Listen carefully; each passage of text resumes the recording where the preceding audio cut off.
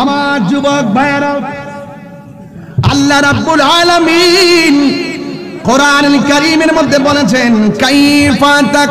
শুনেন, এই আয়াতটা তেলাওয়াত শেষ করার পরে এমন একটা ডাক দিবেন আল্লাহকে যেন গুরুস্থানের কবর আযাব আল্লাহ মাফ করে দেয়। আমিন কোন, আমিন কোন। কাইফা তাকফুরুনা বিল্লাহি ওয়া কুনতুম আমওয়াতান ফাআহইয়াকুম সুম্মা ইউমীতুকুম সুম্মা ইউহয়ীকুম সুম্মা ইলাইহি তুরজাউন।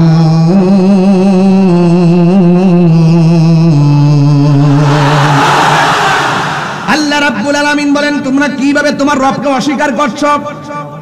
এই রব তো তিনি। কৃষি শিক্ষা পড়ছেন আপনারা? মুরগির ডিম থেকে বাচ্চা ফুটে 21 দিনে, আর হাঁসের ডিম থেকে বাচ্চা ফুটে 28 দিন পর।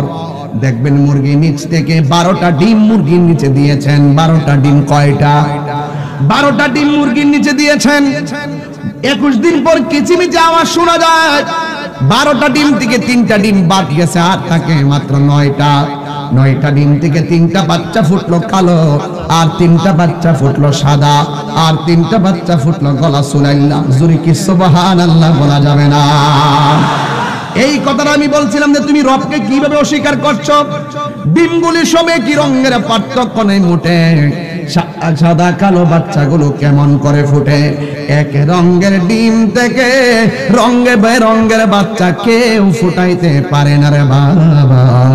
জবানটা খুলে বলো, যিনি ফুটাই তিনি কে? ওই আল্লাহ বলছেন, আমি আল্লাহ তোমাদের হায়াতের মালিক। তোমরা ছিলে মুর্দা, আমি আল্লাহ তোমাদেরকে জীবন দিলাম।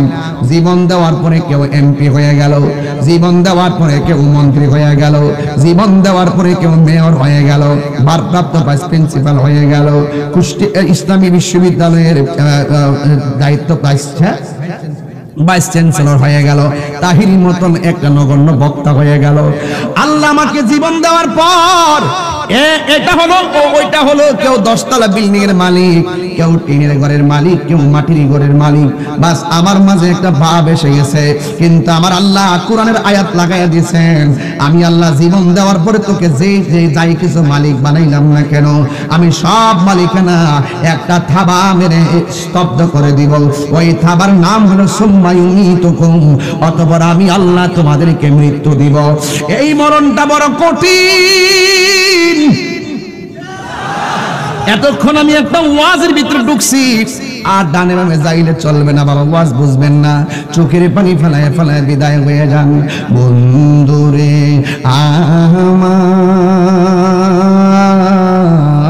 আমার, এই মরণটা বড় কঠিন, এই মরণটা বড় কঠিন।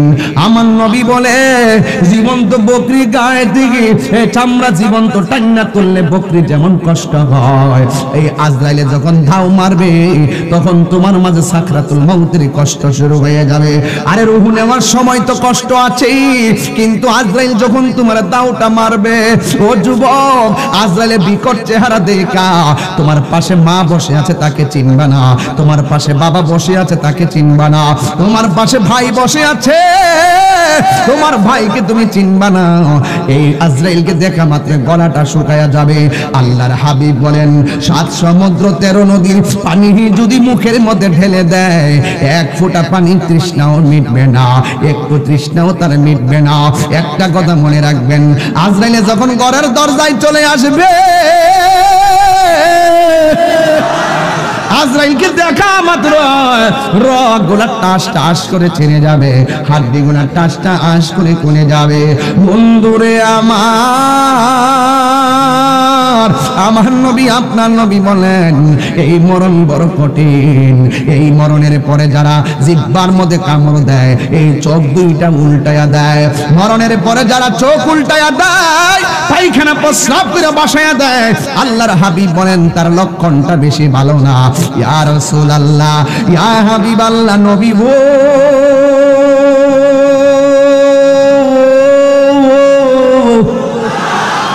ও মায়ার নবীজি কোন লক্ষণটা ভালো?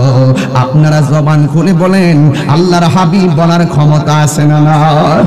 আল্লাহর হাবিব বলে, উম্মত, একটা মানুষ মারা যাওয়ার পরে যদি দেখো তার চেহারাটা হলুদ হলুদ ভাব হয়ে আছে, আমার দেশের কিছু মুরব্বী আছে ক্ষেতের মধ্যে সারা রাত দিন পড়ে থাকে, চেহারাটা অনেক কালো, কিন্তু আজান যখন হয় গামছাটা খুললা ক্ষেতের আইলের মধ্যে গামছা বিছাইয়া নামাজ পড়ে। এই কালো কালো মানুষগুলা যেই দিন মারা যায় তার চেহারাটা দেখবেন হলুদ হলুদ ভাব হয়ে যায়, যেন নুরানি নুরানি ভাব হয়ে যায়। আল্লাহর হাবিব বলেন, একটা মানুষ মারার পরে দুইটা লক্ষণ যার মধ্যে বেশি উঠবে, মনে রাখবা এই মানুষটা আমি নবীর কালিমা পয়রা মরণ হয়েছে। সাহাবীরা ডাক দিয়া বলেন, ইয়া রাসূলুল্লাহ, নবী গো, ও মায়ার নবীজি, কোন লক্ষণটা দেখলে মনে করব এই লোকটার মরণ কালিমা পড়ে হয়েছে?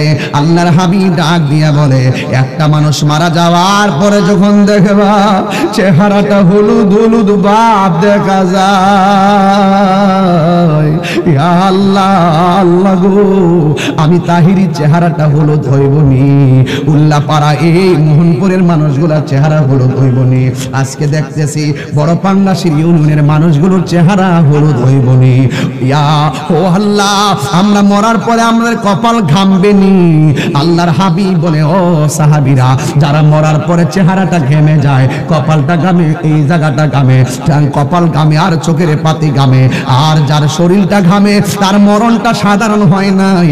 দেখবেন কিছু কিছু মানুষ আছে যখন তারা জানাজার ময়দানে নিয়ে যায় এমন একটা চেহারা বাহিরে হয়, এমন সুন্দর চেহারা, এত সুন্দর চেহারার মানুষটা দেখা যায়, এই চেহারাটা দেখলে বোঝা যায় লোকটা মনে হয় কালিমা পড়ে পড়ে মরণ হয়েছে।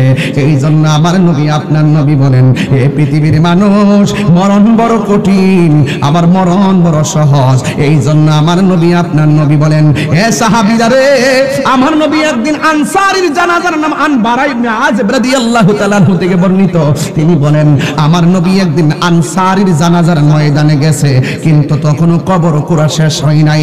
যেই মাত্র আমার নবী এই কবরটার দিকে তাকাইছে, তাকাইয়া হাতের মধ্যে একটা লাঠি মুবারক ছিল, এই লাঠি মুবারকটা মাটির মধ্যে গাইরা আল্লাহর হাবিব আসমানের দিকে তাকাইয়া সাহাবীরা ডাক দিয়া কয়, সাহাবীরা রে, ও সাহাবীরা, তাড়াতাড়ি ল, তাড়াতাড়ি কবর আযাবের জন্য আল্লাহর কাছে দোয়া করো। একটু জবানটা খুইলা কর না, আল্লাহুম্মা আল্লাহুম্মা। এটা হলো কবর আযাব থেকে বাঁচবার দোয়া। এই ইউটিউবে শুনলে দোয়াটা মুখস্থ করে নেবেন। বলেন, আল্লাহুম্মা ইন্নী আউযু বিকা মিন আযাবিল কবর। এই দোয়াটা আমার আল্লাহর হাবিব সাহাবায়ে কিরামদেরকে পড়তে বলছেন একটা মাত্র কারণ, কারণ মানুষ মারা গেলে তার হাড্ডিগুলা খুলে যায়, রগগুলা টাস করে ছিঁড়ে যায়, যে এই রগ দিয়ে আর সেলাইন চলে না, হাড্ডিগুলা খুলে যায়। দেখবেন মানুষ মারা গেলে দুই আঙ্গুল এমনি লম্বা হয়ে যায়, তার গাঁটগুলা ছাইরা দেয়। আল্লাহর হাবিব বলেন, যারা দিনে এবং রাইতে 20 বার মরণের কথা খেয়াল করবে, আমার আল্লাহ তার মরণটাকে শহীদের খাতায় লিখে দিবে। এই জন্য বন্ধুরে আমার,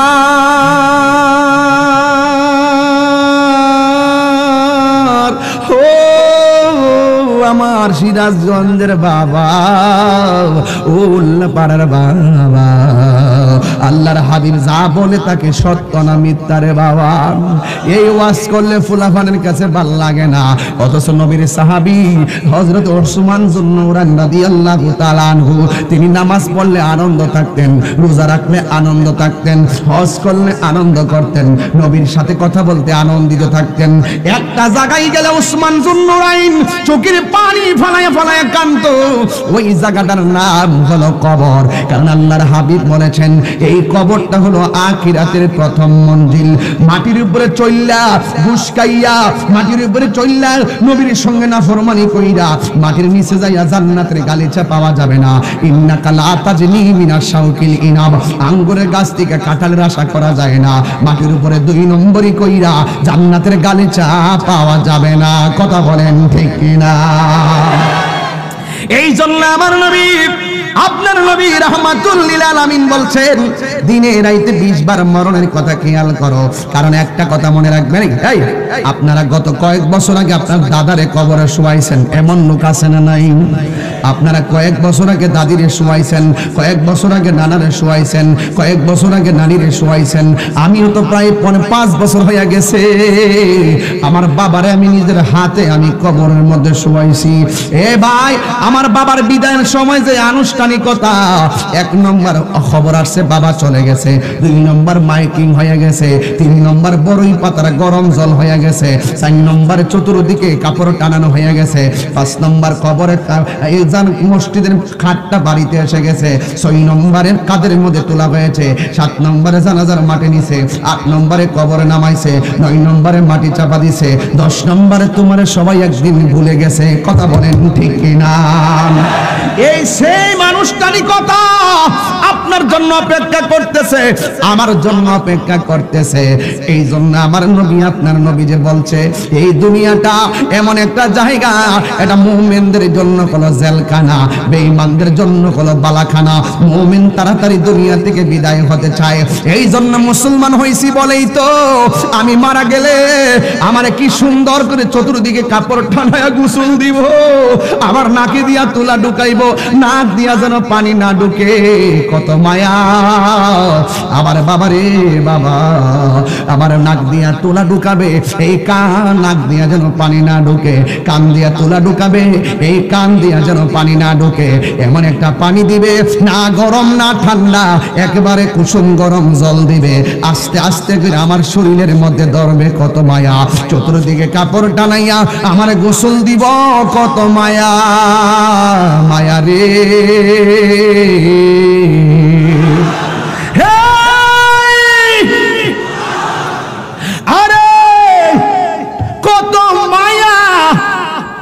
আঙ্গুলগুলা খিলাল করে দেয়। আমি যখন কোনো লাশের গোসল দেওয়াই, আমি যখন কোনো লাশের গোসল দেওয়াই, আমি একটা কাজ করি, ওই লাশটার পেটের মধ্যে চাপ দেই।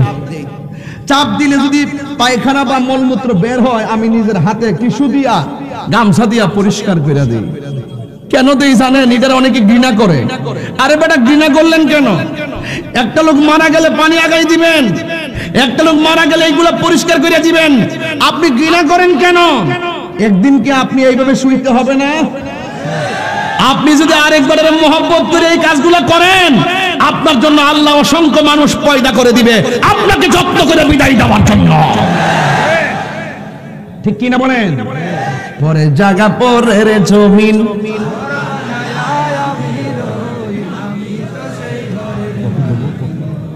বলেন না, পরের জায়গা পরের জমিন, আমি তো সেই ঘরের মালিক নয়। কষ্ট হচ্ছে আপনারা? আর 10-12 মিনিট সময় কি আমার দিতে পারবেন ইনশাআল্লাহ?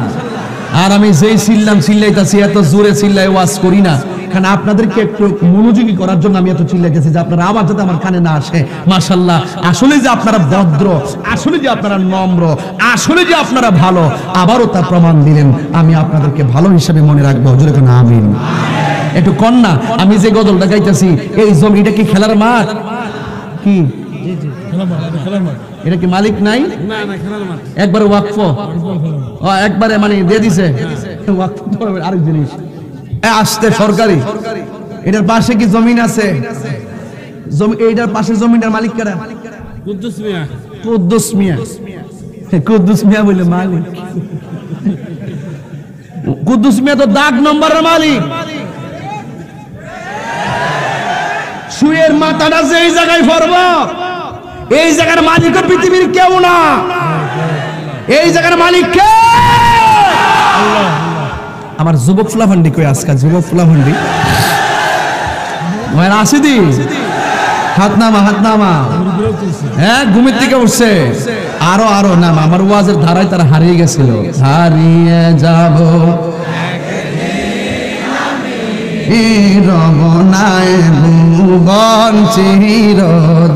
একটু ওই কথাটা বলেন। পরের জায়গা পরের জমিন, আমি তো সেই ঘরের মালিক নয়। বল পরের জায়গা আমি তো সেই ঘরের মালিক নয়, সেই ঘরখানা যার।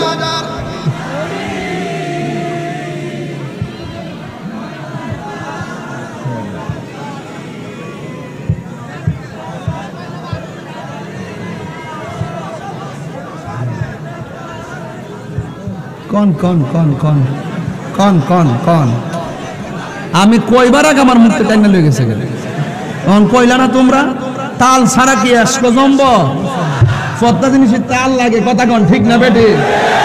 এই মাইক্রোফোন যে লাগাইছে এটা কি গাঁট লাগছে না নাকি এমনি থই দিছে না শূন্য জায়গাতে? আমি তালটা লয় দেই। সেই ঘরখানা যার জমিদারি আমি পাই না তাহার হুকুম জারি, সে ঘরখানা যার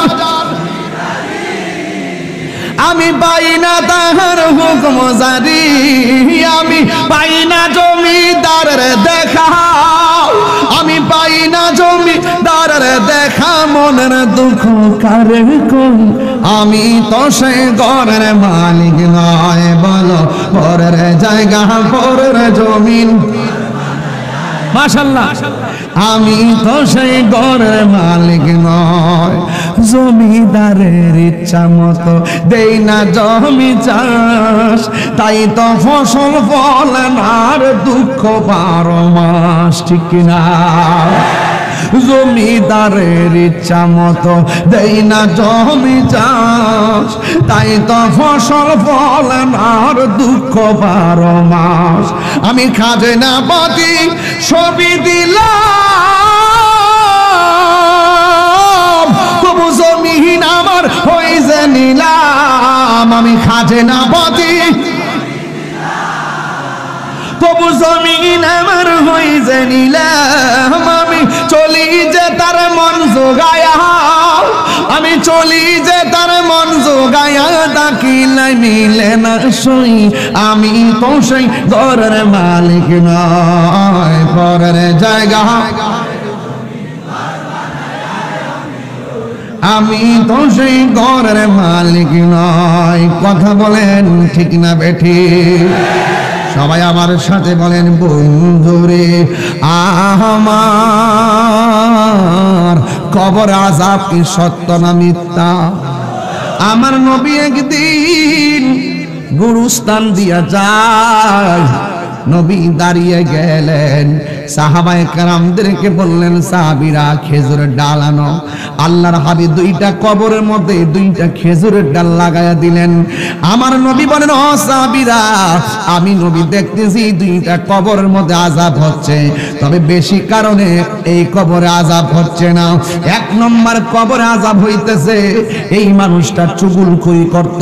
আমাদের দেশের মধ্যে চুগলখোর আছে না নাই? সামনে আসতে আসসালামু আলাইকুম, সামনের দিকে দূরে গেলে বদনাম করে এমন লোক আছে না নাই? চুগলখোর তো আপনারা চিনেন না। চুগলখোর কারে কো জানেন না? চুগলখোর হইলো আপনার বাড়ির পাশে একটা মেয়েরে দেখতে আসছে, ওই মেয়েটার পাশের ঘরের মানুষকে ওই বাহিরি লোকটা জিজ্ঞাসা করতেছে, কি গো আমার ছেলেরে দিয়া এই মেয়েটারে নিতাম চাই, তুমি কি থাকো, এই মেয়েটা কেমন? না এই মেয়েটা মাশাআল্লাহ পর্দা কইরা চলে, বুটটা ঠিক আছে নি? ঠিক আছে নি? কয় পর্দা কইরা চলে, 5 ওয়াক্ত নামাজ পড়ে, এবং কারো সঙ্গে জীবনও ঝগড়া করতে দেখি নাই। লাস্টে একটা কথা কয়, সারা রাত দেখছি কার লগে জানে ফোনে কথা কয়। মানে এর 98 ভাগ ঠিক আছে, লাস্টের ইনজেকশনটা এমন ভাবে মাইরা দিব এই চুগলখোররা আপনি ধরতে পারবেন না। কথা কোন ঠিক না বেটে? এমন চুগলখোর আসে না নাই? ওই দেখবেন আপনারা এখানে কিছু আসছেন, কালকে সকালে বাজারে কিছু চুগলখোরের আমদানি হইব, বাজারে যাইয়া কইব তাইর হুজুর ওয়াজ ঠিকই করছে, মাঝে মাঝে হিডা কইছে। হিডা কিতা?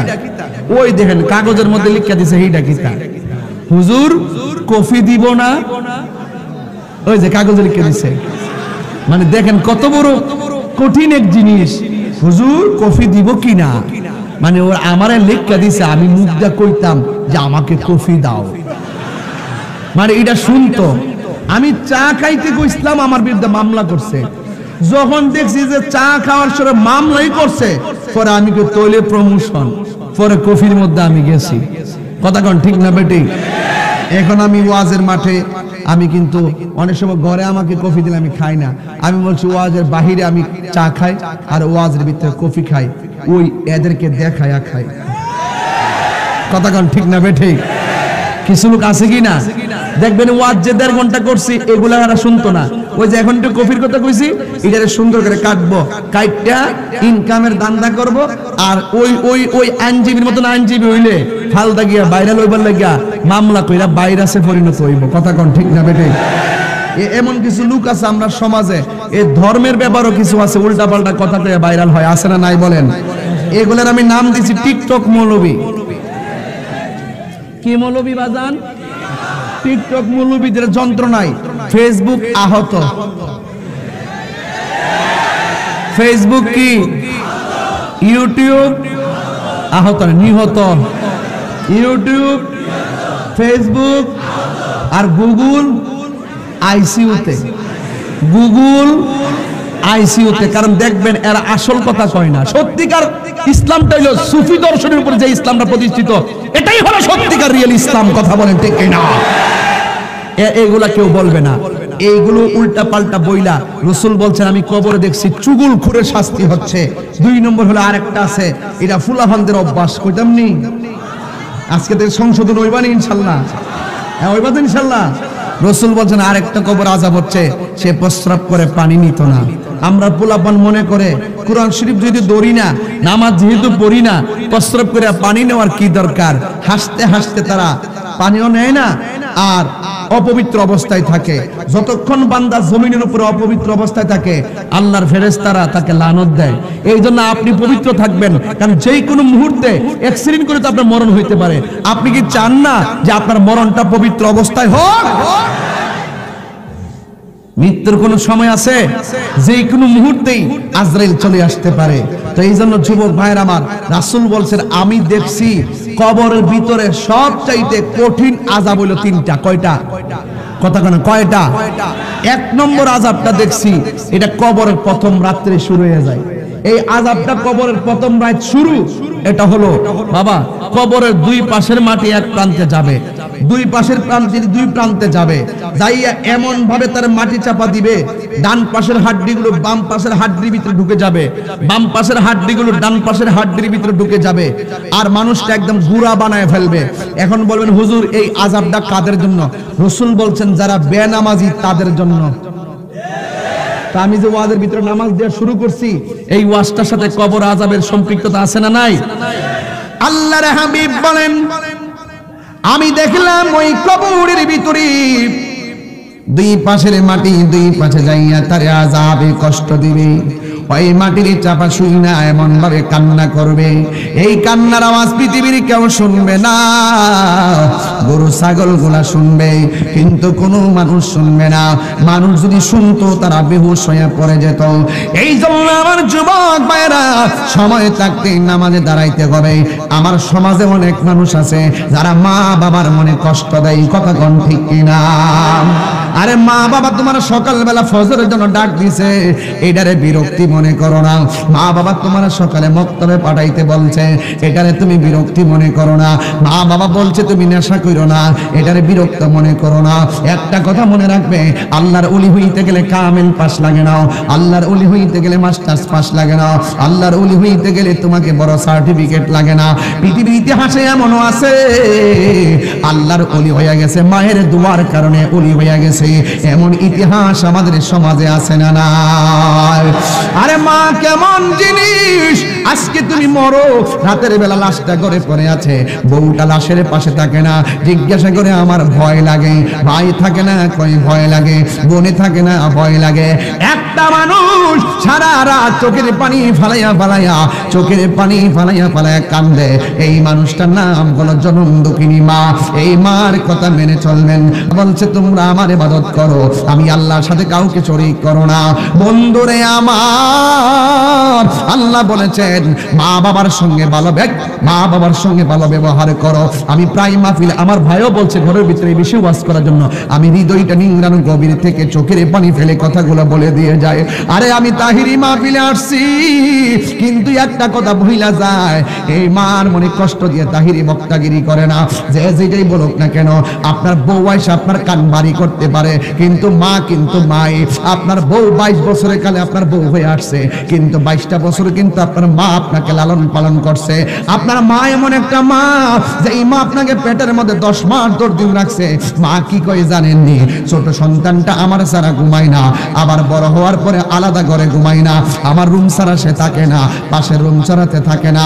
আমার পোলার আমি মানুষের মতো মানুষ কইরা এখন বড় করছি, এখন ছেলে 10 তলা বিল্ডিং এর মধ্যে ঘুমায়। আমার ছেলে আগের মতো আর ডরায় না। আমার ছেলে আগে যেমন করে ডরাইয়া ভয় পায় আমার সঙ্গে ঘুমাইতো, এখন সে আমার সঙ্গে না থাকলেও, আমার পাশে না থাকলেও কিন্তু 5 তলা বিল্ডিং এ 10 তলা বিল্ডিং এ ঘুমায়। এখন আমার সন্তানটা ডরায় না। এই কথাটা আমার জন্য অনেক আনন্দের। আমার ছেলের সাহস হয়েছে, কিন্তু আমার মনের ভিতরে একটা কষ্ট আছে। কি কষ্ট জানোনি? আমার পোলা 10 তলা বিল্ডিং এ ঘুমায়, 3টা রুম আছে, রুমের ভিতরে আমার ছেলে একটা রুমে থাকে, আর একটা রুম খালি পড়ে থাকে।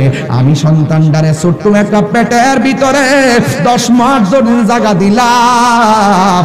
আমার পুরার 10 তলা বিল্ডিং এর একটা রুমের ভিতরে আমি মা দুঃখিনীর জায়গা হয় নাই।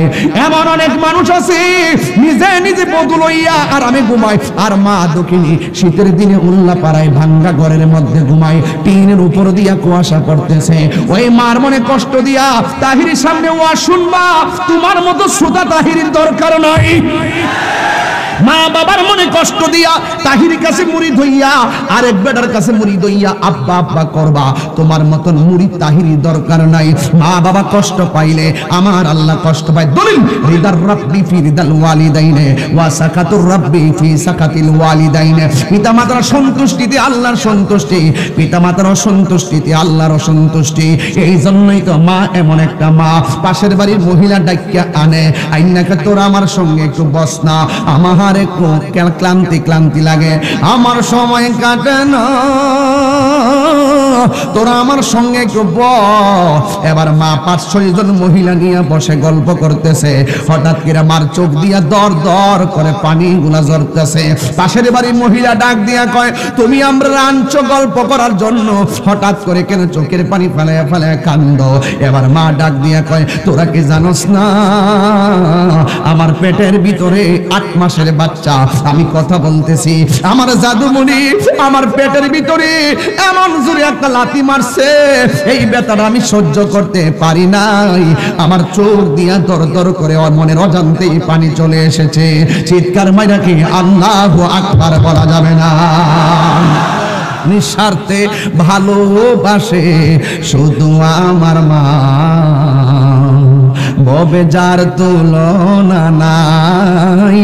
নিঃস্বার্থে ভালোবাসে শুধু আমার মা, ববে যার তুলনা নাই। সেই মা তোমার চলে গেলে গো,